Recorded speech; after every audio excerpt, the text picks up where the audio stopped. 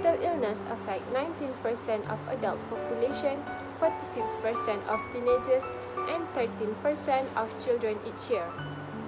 People struggling with their mental health may be in your family, live next door, teach your children, work in the next cubicle, or beside you. However, only half of those affected receive treatment, often because of the stigma attached to mental health. The two most common mental health conditions are anxiety disorders and mood disorders.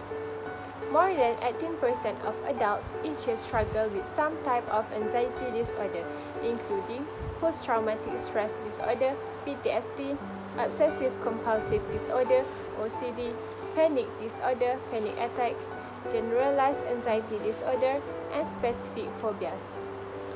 Mood disorders, such as depression and bipolar depression, affect nearly 10% of adults each year and characterized by difficulties in regulating one's mood.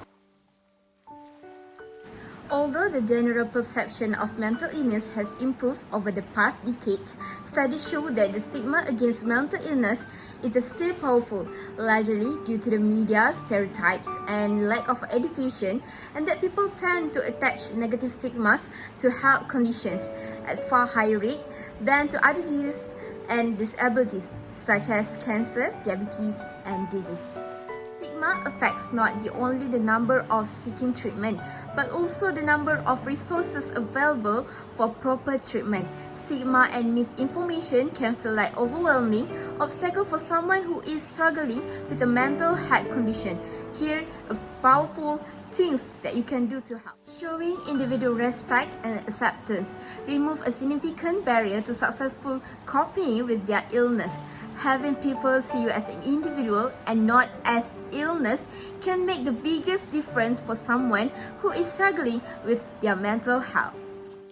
Advocating within our circles of influence help ensure these individuals have the same rights and opportunities as other members of your church, school, or community. Learning more about mental health allow us to provide helpful support to those affected in our families and communities.